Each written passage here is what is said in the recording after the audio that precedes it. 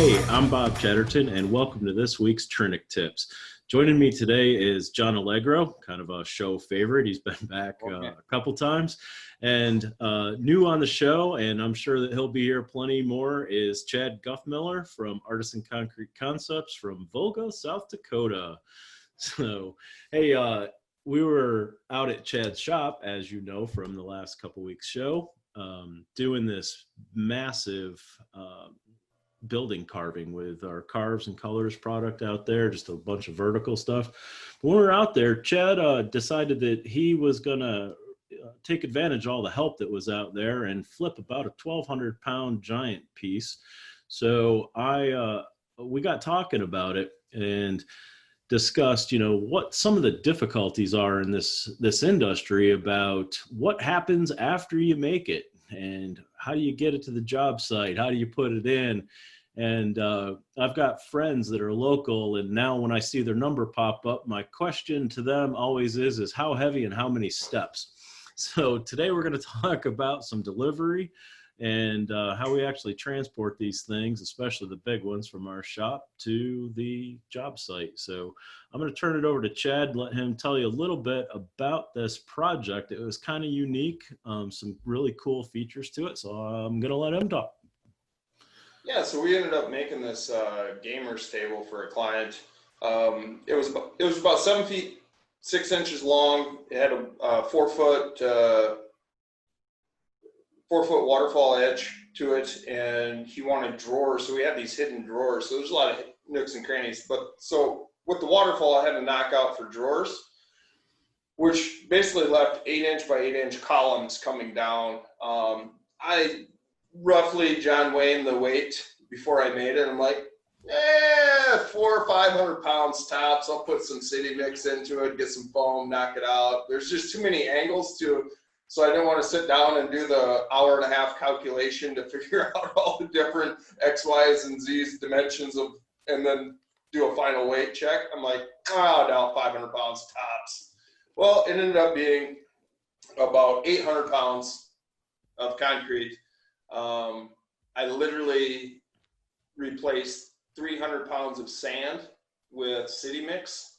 And so it could have been a whole heck of a lot more. And I also knocked out a lot. I mean, I was mostly 3/4 of an inch to 1 inch thick on my flats. The columns ended up getting poured solid, but that's where the 300 pounds of replacement city mix went into. And so this thing could have easily been 2,000 pounds if I would have just casted normal or like wet casted it. So anyways, did it top out at 1,200 or 800 ish? The concrete portion topped out at 800, and then the base to it was about 375, so like 400. It was 1,200 pounds total, and then we had the TV, the glass, propane tanks. This thing, when it's all said and done and sitting on the client's patio, is 1,200 plus pounds. Wow.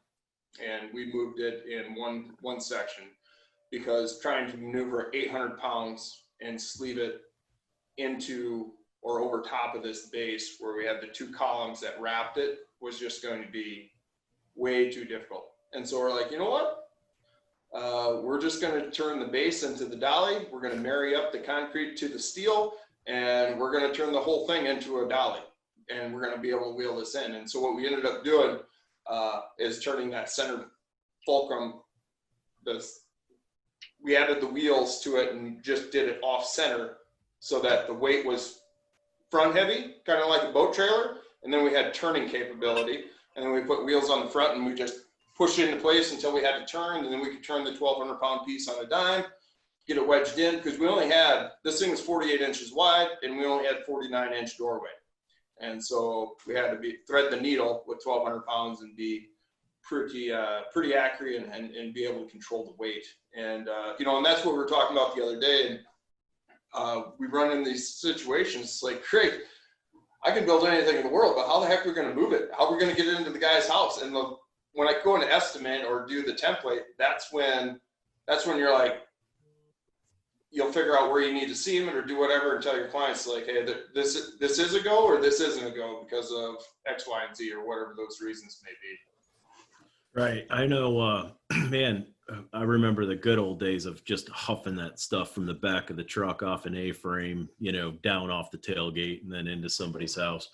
And I mean, years ago, Mark Celebuski, my partner here at Trinic, designed and built a delivery cart that we thought was pretty ingenious, sort of the same thing.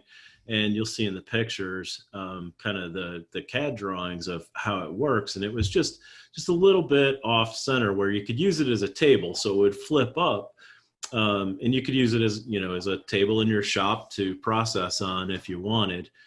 We tried to keep them as clean as possible because they are going into a client's house, but then it would rotate down and hold the top at about a 45 degree where you could roll it into the house, get it through some doorways where you had some taller pieces, things like that. And then it would rotate back up and leave it just at countertop height. So it was a simple slide from cart to countertop. And then we had built some pretty crude, like 2x6 boxes basically. So if it had an integral sink, you could fulcrum it up on that, slide it up, then pick it up, pull the pieces out, drop the integral sink in. But as we talked on a previous episode, I think integral sinks for kitchen countertops are a death sentence for a business anyway. So, my opinion. Yeah. But they've come a long ways. And just the ingenuity that goes into, delivering these pieces. Again, it's a great topic to talk about on the show because it's one of those struggles that everybody has. And for a long time, we always took it for granted that it's just one of those things that we're going to embrace the suck and, put up with it. But I've seen people conjure up some crazy things to get these big tops in place, especially difficult installs. And John, why don't you share a couple of your stories of, some of the things you struggled with coming up through and how you're doing it now? Yeah, well, early on, I ran into that same problem that you're talking about where I would call people and they just wouldn't pick up anymore. After a while, it was kind of like, all right, where am I going to go with this? Then I got Mark's cart, and that wasn't so much of an issue anymore because, three guys could do a 1,200 pound island. We've done 5x12 islands with that thing. A couple of guys, I've done it where we actually had to bring one up to the second floor and they lulled it, strapped it and lulled it up onto the second floor, dropped it. We could roll it right into the sliders of the house and then tilt that cart right on top, and three guys installed that island. No problem. So picked up cart and all? Picked up cart and everything. Just cool. Strapped it up and lifted it. But as my company grew and I realized I had to either decide whether I'm going to hire an install crew or I found a way to sub it out. And I found a local company that does templating and installing. So I'm using them now and it's worked out really well. I basically just get to make whatever I make, how big it is. They give me a price and they figure out how to get it done. Do they template for you too? Yes. Yeah. So they use a laser templating system. So they'll go in, they'll template. They take all their points and then they actually print me out a vinyl template. Oh, nice. So I assume, and that's all they do, right? You said earlier that's kind of what they're doing is just templating and installing. They're not fabricating or anything like that. It's just template install. They can fabricate. The installers can fabricate, which I think is a necessity though. If you're installing this stuff, you better be able to know how to use a Makita and you better be able to know how to use some Akime epoxy and whatever else you're using, because that's the whole, it's never perfect. So is that your contract with them? If you break it, you remake it? Is that the deal? Look, I mean, there's always a balance there, but there was one time it was a piece that was going in between two walls with an integral sink, and it was only 3/4 of an inch thick, and there was no drop edge, no nothing. So just a 3/4 inch profile, and then this big ass sink in the middle of, like dead smack in the middle of the sink, and it was in between two walls, and their measurements were off, and I think the measurements at the cabinets were fine. somebody forgot to check the square of the walls. So Mm. that as the, to get up over the height of the integral sink, when they got it up, and as they were coming down, the wall was bowed and it got stuck. They sent me a picture of this thing hanging probably 12 inches above the cabinets, just sitting there, and they're like, well, what should we do? I'm like, well, can you trim the sheetrock? They're like, well, try. And they snapped it. Yeah. Snapped it right at the side of the sink, and I got paid to remake it again. Wow, that's a good deal. So guys like that don't pop up all the time. Like Chad was talking earlier, I don't think that's a profession in downtown Volga, South Dakota. I wish it was. If you guys want to install for me down here, I would love that service. And right. Any of you contractors watching this video, there's a great business for you to get in. If you'll travel, these guys will give you tons to install. So, wow, but how did you find them, great John? Service.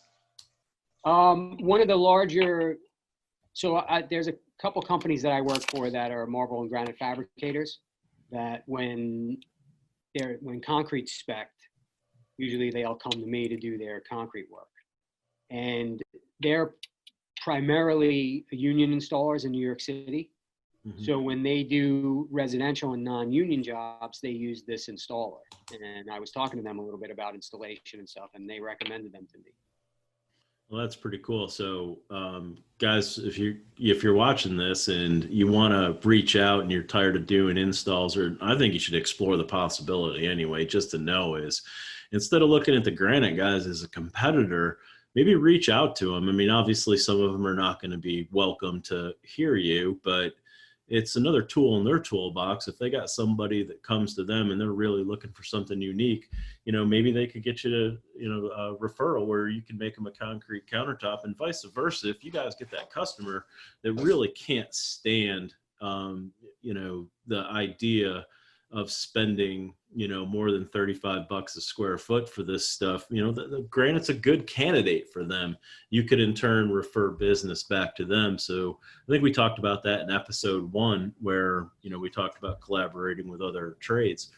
But back to the install part of it is you could reach out to these guys. There's granite companies that will do installs. I know a couple of guys up in our neck of the woods up here. That's what they do. Instead of installing, they get a local granite company to come and do it and install it.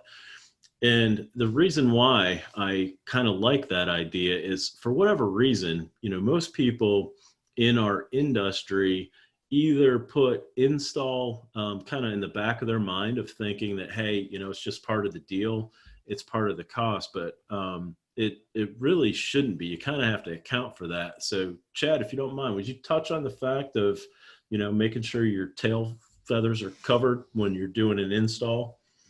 Yeah, and typically I think most guys, at least in the concrete industry, we incorporate that cost into our bid. So when we give a quote to a client, it's turnkey. There's no hidden cost. It's like, here's the price, and that's installed. So and that's a benefit, I think, to the industry is, it's just, that's why we're more than granite. But once you look at what they charge to get the pieces in, it's insane. And that's why I like John Alliegro too. It's like, wow, you get the bid before these guys, and then you just add it to the cost of the job, and it's still turnkey, but you're just using another service, and that makes it super beneficial. And the other nice thing about that is the insurances. I don't have to carry. Yeah, you get paid to do it twice. I mean, I eat that cost. I actually called my insurance company and asked. I said, hey, when I'm going to, and I get in a car accident, whether it's my fault or somebody else's, I want to make sure that, I got $10,000-$20,000 of product on the back of my trailer. I said, something goes south, who's paying for that? I can't eat that. As a small business, I literally cannot eat that cost to redo that. And you're going to have to no matter what. And so I am insured during that part of it. But then again, when we go to install, that's a whole separate part. I'm a fabricator here. And so we're still trying to figure that out here at ACC. Is like, what do we do? Thank goodness we haven't had any mishaps yet. But as we also baby the pieces getting in there. I mean, I take my time during install. I always, no matter what, you're going to be out of your shop one full day. And back to answering Bob's question is I always incorporate a day labor charge to installation. That's just like, here's the countertop. Okay. I know it might be 2 hours, but we're going to be out of the shop for an hour. We got to load up. We got to clean up. We got to bring everything back. It's going, your day shot, you know, if you're lucky to get an hour or two in without installing for that particular client, great, but it ends up in the wash. I just bid one full day of how many guys I need on site. Boom, that gets added to the cost of the countertop, and that goes into the bid package before we install. Now, when you on your invoicing, do you reflect that as a I'm just wondering, because one of the things as a line item, yeah. I do not anymore. I used to. I'm getting a little bit more bag and bag on my line items. If they want an itemized receipt, we do that. But I always did that, but then what I'm finding out is that they keep grilling you on each line item, and I'm like, because what I found is I would list all that stuff, but not associate it with a cost. So it would say, yeah. Like, here's your countertops, here's your installation cost. Exactly. And I do have those separate. John, if you're talking about that, I do have those separated. I have installation costs, but I don't itemize out like travel time, mileage. Yeah. So what I would do is I would just give them one number and then just show them what everything was included in that number. I didn't break it out into a price. Yep, I do break it down. Installation, countertops, water, like, yes, I do break it down somewhat, but yeah, I used to have it all broken down and show them like the installation, T&M, extra material. I deleted all that and just went to installation costs, and then I just put a blanket. I charge $1 a mile, loaded or unloaded, to get to the job site and back. And then while we're on site, I estimate, you know, it's $50 a man hour for every time we do something. So that's kind of where we estimate our installations. The other thing I wanted to touch on before we lose is, like, you know, we talk about us as a company when we started to versus what we have now. Like, John, you struck gold when you can get another company to basically do your pieces for you. That's awesome. I would do that in New York City. It's $20 a square foot. Wow. So some of the newer guys getting in, I'll tell you the things that I've gone through. Things I have today, which are awesome, and I'm looking to get better things tomorrow, right? The next, you know, material card. I don't know. One of the things I have today that I absolutely love and I wouldn't want to ever go back or give up is my sink saver. I think Omni makes it. Clamps off. It's an aluminum bar, triangular, super lightweight, and you can position your clamps anywhere you want. Before I had that, I ended up using angle iron, and then I would have to put like cloth down, and then I would use my C clamps, and I would clamp every foot. So there's a way to do it for, you know, under $100 and utilize some of the things you have. So angle, definitely around sinks, when you have the big knockout, and they're always, why are sinks always in the center of the 10-foot, 12-foot pieces? Like, literally, I gotta ask myself, like, I especially appreciate when they're right in the corner of an L-shaped piece, right? And somebody thought it would be good to stick a sink in there. Yeah. So that's the sink saver is definitely, that's, you know, and if you can't afford the sink saver, and I don't know how much they cost, if they're $300, $400, $500, but I know they're expensive. Omni is not cheap, but they do make high quality stuff. But it's the same thing. They're like the Festool of moving stuff. But there's other things, other ways to get by it. Definitely moving carts and dollies. I have a kind of like a rule in my shop. If there's anything that the rule in my shop is, unless it's staying there permanently, it is on wheels, everything. And that goes for, you know, from carts to the products we're making. Like, we put everything on wheels so we can move that stuff around and rearrange our shop. And so that's definitely helped us having everything on wheels, utilize some of the stuff that we use right off the bat to go and install these pieces for the clients. Like, I brought wheels off my casting tables to go and put on my carts to go and install into people's houses.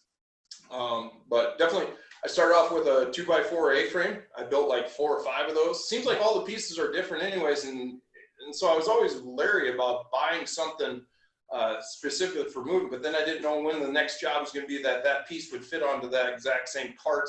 And so I've always built it out of 2x4s, and now I'm looking to actually invest into a A-frame cart, or at least a tip-top table where we can haul it in at a 45 A-frame, tilt it up, and probably something I should have done a long time ago, but always managed to get by with my A-frames.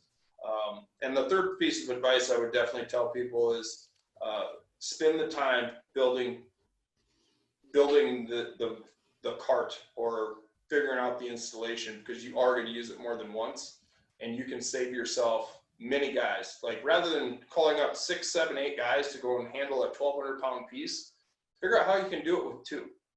And you get the equipment, get the wheels. It's going to be safer for the piece. It's safer for the installation. You don't have this circus of trying to coordinate so many bodies to be on site at one time. And then the synchronization factor of getting them all to work. Like, it's definitely, unless they're doing it every single day, it's very difficult to get them to, don't lift on that end. Like, slide, don't lift, you know, and you have to repeat yourself over and over and over again. And then they try to He-Man it up, like 1, 2, and the guy's going on 2, and it's, no, I meant 3, and now you have disaster, right? Now you got a piece broken in half, right? So well, and then it's also the liability of the guys. You know, how many times you see guys sticking their foot? What the hell are you doing? Don't put, my hand's stuck underneath. I can't get it out. My hand, my fingers. Oh, you got to lift it. And don't put your hand where we're gonna set it down at, man. Yeah. Like, come on.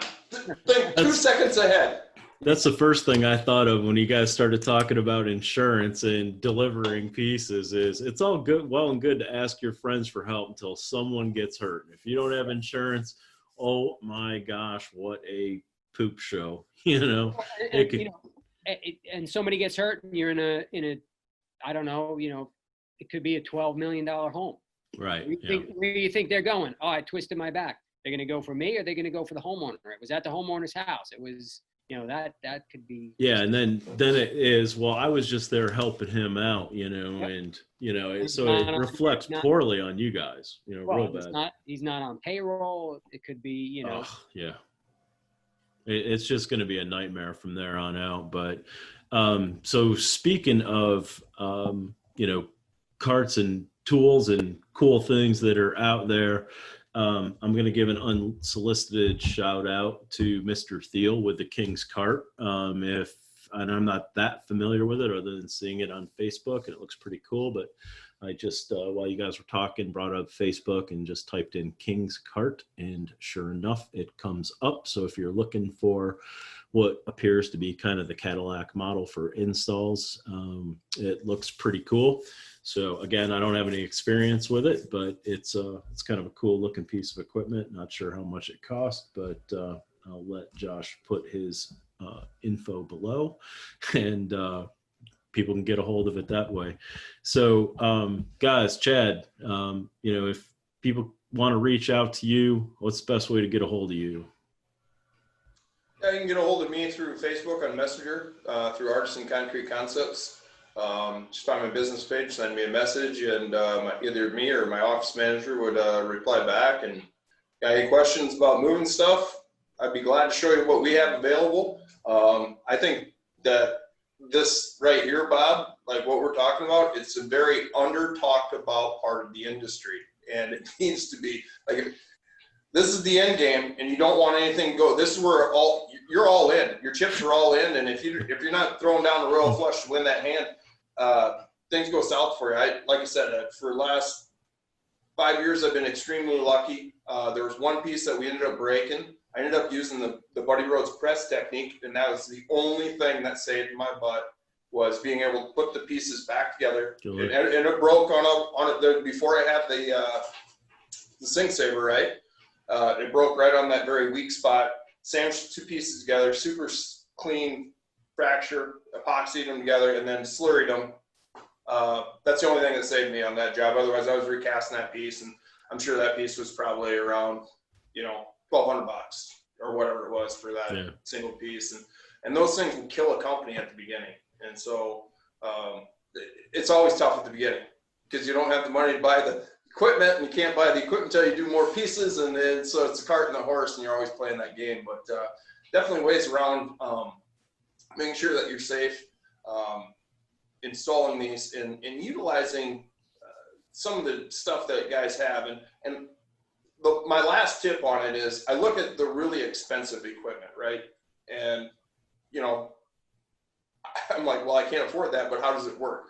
It at least gives you the idea. It's like, you know what? I do have some angle iron and I have some clamps rather than going out and buying the sink saver. Like, you can get by and make it happen, but invest time into making sure that that product is secured, ready to be mobilized, and basically make it idiot proof when you go into somebody's house, because the last thing you want to do is have that either break that piece, have too many guys where you can't fit through the door, or you can't get the piece in one good straight shot. And if you're messing around, the less you mess around with the piece, the better off you are, because you're not stressing the concrete. And invest in the transportation and moving equipment for sure. But yeah, finish the question, Bob. I always get long-winded. It's that's perfect, because it's really you know, you brought up a good point. Like we always say, is you got to be profitable, right? So even if it was, you know, for you guys, and I guess for us now, like a $1,200 rack isn't the end of the world, but it sure isn't pleasant. You don't want it to happen. So, you know, if you're first starting out, that might be everything you got, or 2 times more than everything that you've got. So just, and like Chad said, be safe, be careful with it, but there's ways to have it. And guys, if you've got any questions on it, you know, and you want to pick our brains, like Chad said, you can get a hold of him on Messenger through his company, which is Artisan Concrete Concepts. And John, I think you like Instagram. Instagram. Yeah. Did you get that? No, go ahead. Bluebird Concrete on Instagram. Bluebird Concrete on Instagram. So for me, you know, you can reach out to me on any social media platform. I would appreciate it if you would share these videos as much as you can. That's how YouTube's algorithm kicks in, and that's kind of how we get to engage with more people. And that's really what we're striving for, is to create a community of like-minded people that can help each other out. So by all means, you know, tap into us, let us help you. If you've got any questions, that's what we want. Comments, drop them down below. Punch the like button as many times as it'll let you. Watch the videos. If you enjoy it all the way through, go back, watch some of the others. And remember, subscribe to our channel, share it as much as you can. And as always, we appreciate y'all. Thanks. See you next week.